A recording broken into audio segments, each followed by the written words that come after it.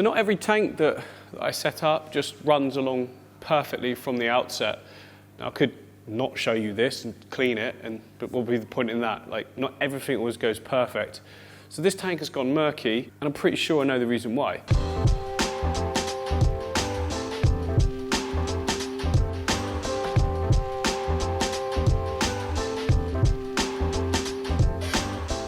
So I put in some large skunk cories in this tank, and yeah, they can shift around a lot of sand.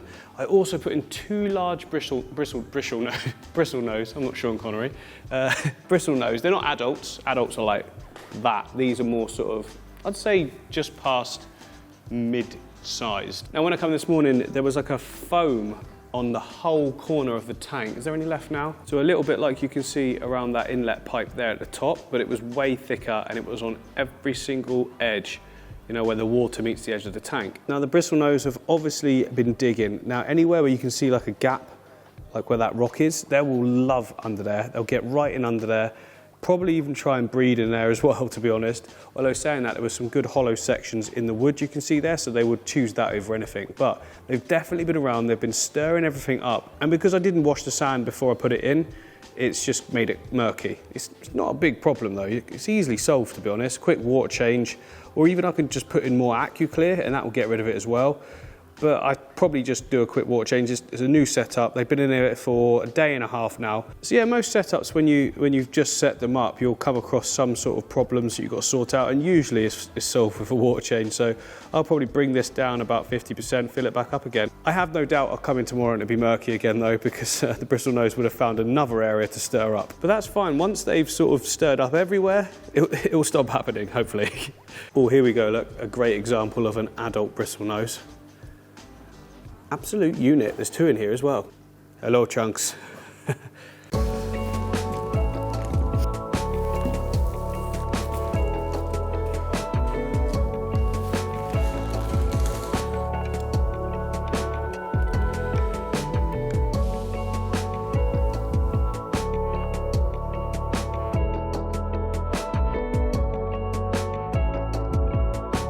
There we go, looking a lot better. I dare say when I come back in the morning, they would have dusted it up again, but for now we've removed all of that dust anyway. Might need to repeat the process a fair few times, but you know, eventually the sand sort of just gets clear and we're all good. And it's the next day and lo and behold, slightly missed it again, but nowhere near as much. And you know what, I'm just gonna leave it now. It's all good. Don't panic, we don't panic in the situation. Let it do its thing, it'll be fine. The fish are looking insane though.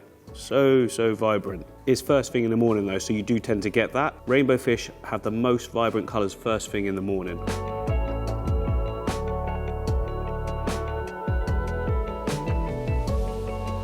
So I'm at the fish wall and I want to change a lot of these tanks up. When we set them up, we just did it in a very basic sort of fish shop way. A little bit of sand on the bottom, a couple of rocks, just let it do its thing. But it's not really how I set up aquariums. I want to set it up in a way that requires no maintenance, i.e. an ecosystem style tank.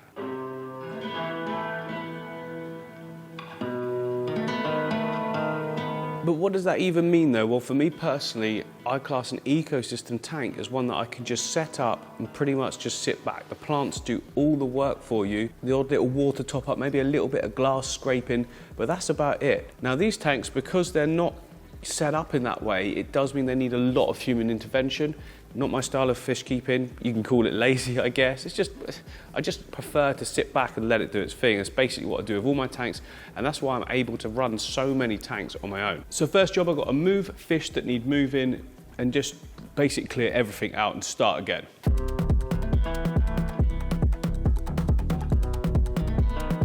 So that is all the water drained. Now I will reuse all of this substrate, so I'm going to collect it up, put it all in one big bag, and I can use it for bulking out sort of underneath the decorative sand in future builds if we need some height in the back or something like that. So yeah, I always reuse it.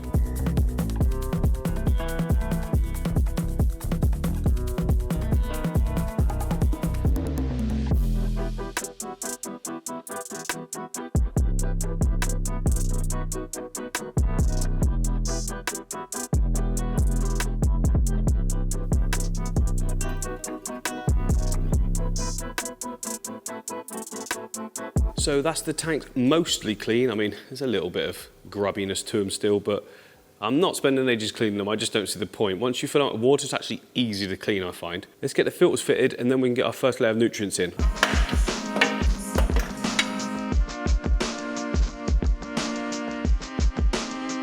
So we want long-term nutrients in this tank, and for that I'm going for NutriBase, which is, it looks like sand and gravel, but it's actually got other stuff in it too. It's got loads of nutrients and it's got dormant bacteria. I just find it's perfect for a start.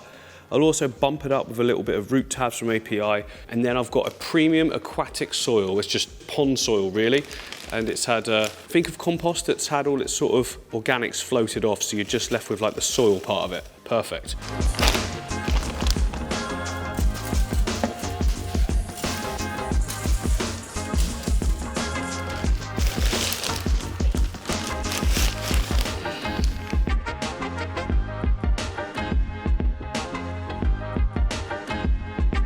And then on top of that, I'm just going to be adding a load of old substrate that I've saved from some other tanks when I've teared them down. Yeah, it's this stuff here, look. It's basically sand and bits of gravel and old bits of soil and stuff like that. Nothing special, but it will bulk everything up. And then it's just a case of mixing this all together, and I should have got the step ladder, which I'm going to need.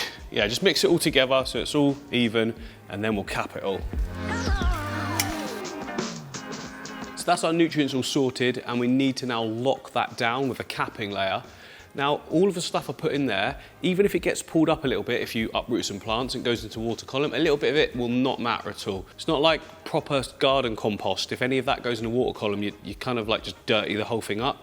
This is a little bit different to that, and it's not actually a problem. It looks a bit molmy, so you can just siphon it out if you want to, but I don't. It's just all nutrients. We're putting so many plants in here that they're going to use it all anyway. So for the capping layout, I'm going to go for Mano base. I've got like a red variety, and there's a black variety as well. Reason being that I've used it in all of my shrimp tanks down here, and they don't get any algae at all. Now obviously they've got constant shrimp grazing, but because it's dark, it seems to keep the lighting levels down to the perfect amount for these lights. If it's just white sand, I'm tending to find that it's bouncing off of that white sand. Not so much in here because I've just put all of these plants in here, but it's bouncing off the white sand and then sort of doubling up the light, which is a bit too much. Now I could dim the lights by putting some black tape over some of the LEDs, but I don't want to have to do that. I've got more of the Mano base, so I'm going to use it. It actually works really well. It's essentially crushed lava rock, and yeah, it's very good actually for storing nutrients as well. Anything that sort of falls into it stays into it.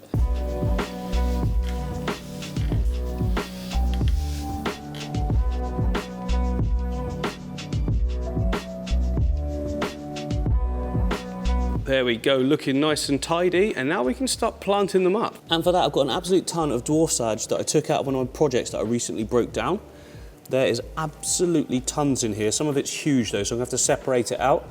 And there'll be some trimming, and that's absolutely fine. What I want to do is keep the middle section of the tank sort of open. It'll all grow everywhere, but if I sort of trim a cube out that's flat, and trim sage can look a little bit weird, but once it's all bedded in, you can actually just rip chunks of it out, and it goes really good, to be honest. But yeah, a nice simple plant's going to use up loads of nutrients, provide a ton of cover, but be easy to be able to get in and out of as well to get the fish.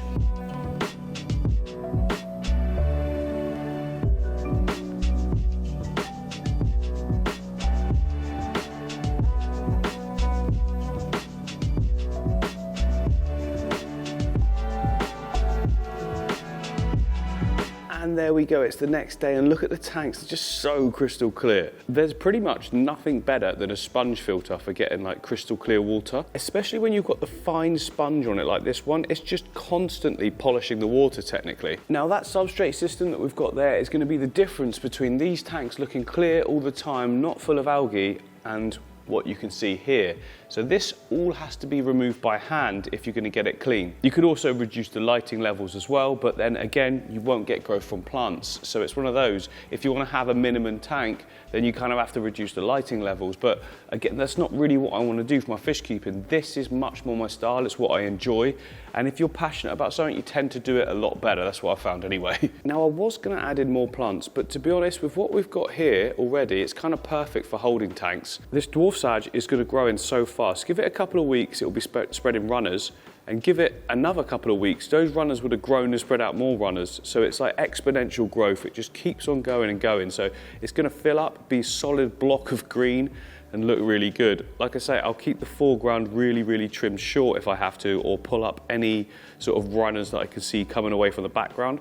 So then it's just like a curtain of green in the back, and it'll look really, really good. Now, one thing that's really gonna help as well, especially in the start phase, is some floating plants. So I've got some mini water lettuce, this is.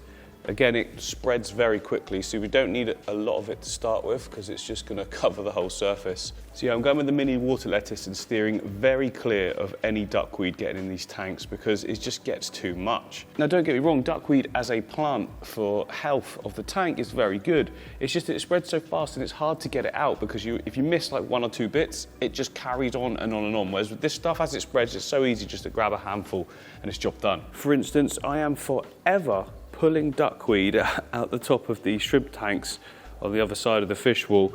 Now I'm going to clean that all up soon. I'm going to take all of it out, like literally scrub all the edges as well, because even these sort of dead ones you can see here, even they come back. It's absolutely ridiculous stuff. So that's all that sorted. I'm happy with that, but I've just spotted something over in the rainbow tank that yeah, needs addressing. So we're a bit dusty again, but why? What's happened? Oh, look at this.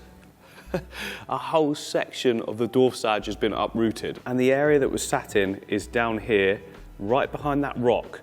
Now what that means is a bristlenose has tried to create a little cave behind the rock, and what he's done is just dug that whole section out. So what I'm going to do is just lay a load of gravel in that back section, just build it up a little bit, because as you can see from the cories as well, some of the roots are starting to get exposed there as well, so it's not going to stay locked down. So I need to pin it down with some gravel. And I've got some in here, there. This stuff will do the job perfectly. It's got a decent coarseness to it, which means it's not going to be pushed around easy, but also we can still plant into it.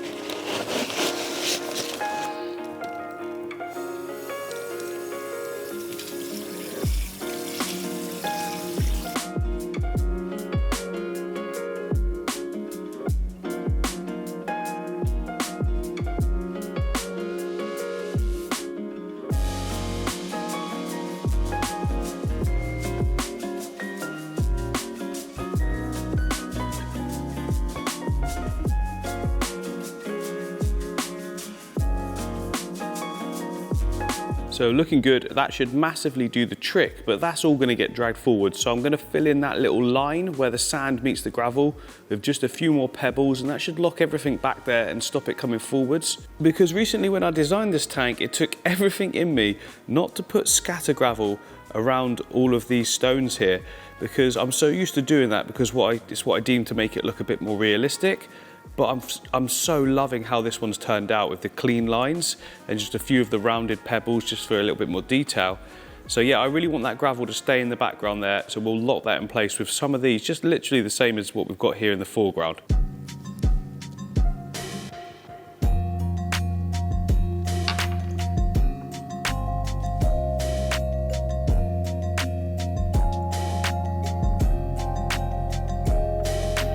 There we go, looking good, but still very, very functional as well. That should stop any problems, at least in that area. We might find I need some in other areas as well. Like over here on the other side, I can see down here that some of the roots of that sage are getting exposed as well. It's just where the bristlenose and the skunk cories and the Venezuelan cories are just moving around those sort of bases. It just shifts it around a little bit. It's a light sand, isn't it? So it can be moved very easily. But not to worry, it's all the sort of thing that happens in a new tank. Yeah, here's that scum I was talking about earlier. Obviously where they've been sifting stuff around again, we've got even more. But eventually there's not going to be any more of this crud to come up. I might actually just stick a power head in and just put it down in this corner with just complete fine polishing sponge inside, and that'll just catch anything that they do disturb up, and eventually it'll just like clean itself. I don't actually usually get this issue. It's I think it's because I used a sand that's more of it was like a builder's sand, and it was very, very dirty, and I just mixed it with another sand and it seemed fine, but yeah, obviously it wasn't, but it's gonna be fine in a couple of days anyway. And this right here will be the secret weapon to getting rid of all the dirtiness from that sand. So I'll just stick it in this corner, switch it on. A little bit of AQUARIAN as well. So what I'll do is I'll just leave that filter in there whilst they're still stirring everything up, and when it stops being cloudy, I can take it out because it's a little bit of an eyesore. I mean, I could tuck it in the back corner, but the reason I'm keeping it in the foreground like this is so when I see the fine filter floss in the bottom there going sort of browny, I'll take it out and clean it. So we've got that cleaning the water up. We've also got the main filter as well, which means this is going to get sorted quickly. Now, next time I use that type of sand, the builder's stuff that isn't sort of pre-cleaned, I will rinse it for sure.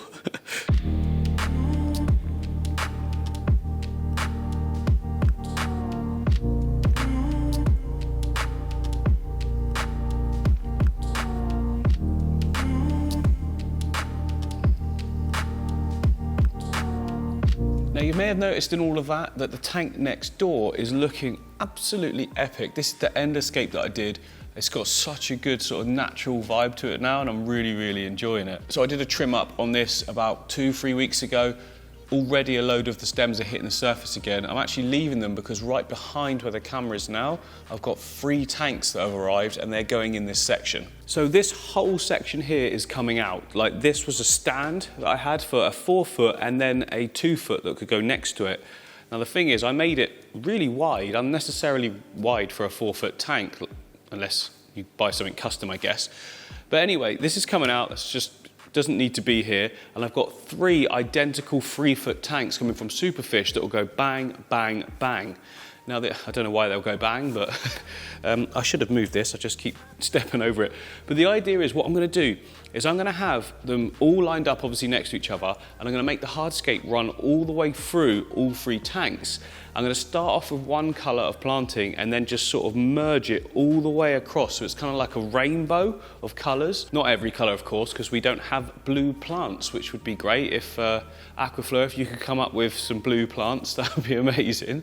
I wonder why that is. Why are there no blue plants? It must be something to do with wavelength of light underwater. I don't know. But yeah, that should be wicked. I mean, it's going to come all the way up to here. So there's still room to be able to get in everywhere I need to be able to get in as well. So yeah, I'm really looking forward to that. The tanks have arrived, the stands haven't, but once they have, stripping this out. So we've got 3 more tanks because I've got loads and loads of 4-foots. We've got an 8-foot. I've got tons of the 45 centimeters. I've got loads of 2-foots. So it'd be good to have 3 of the 3-foots as well.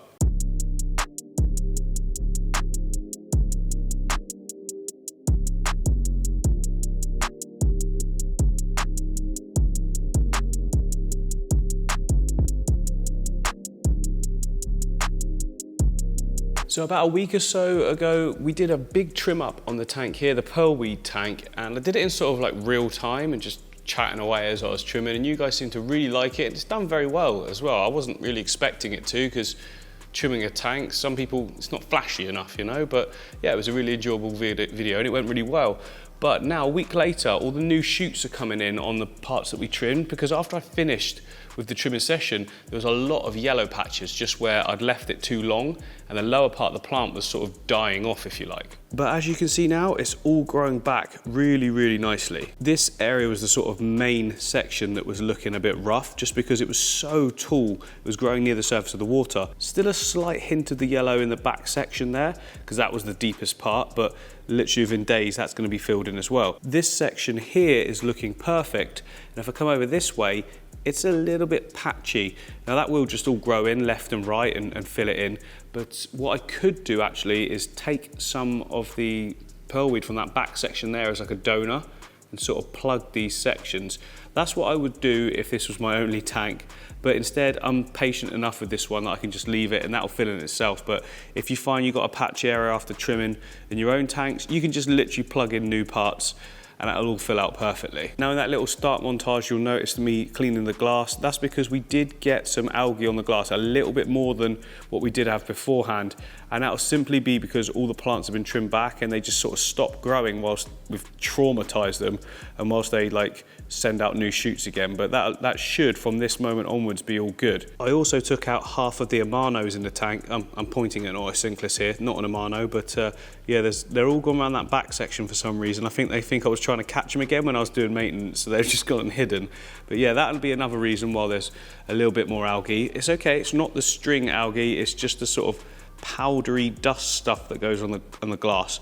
which I'm more than happy to deal with. If there's any kind of algae we can all sort of just forgive and be okay with, it's that little bit on the glass. It's so easy to get rid of. What we don't want is the string stuff just covering everything, and we're well past the stage in this tank when that's actually going to happen, so all good. So the 8 foot is going better than expected. I thought I was going to have far more trouble with it, being that it's like by far the biggest tank I've ever done, but in actual fact it's pretty much the same as it would be with a 4 foot. I don't know what I was expecting, but it does take a little bit more time for the balance, but then there is more of everything, so that's to be expected. We're definitely in that balance phase now. The whole thing just looks so good. The background plants are nearly reaching the surface already, and in the next video there's going to be a whole thing on this, the whole maintenance of the tank, and we're going to be adding in new fish as well. And that is going to be the angel fish. Oh, I cannot wait.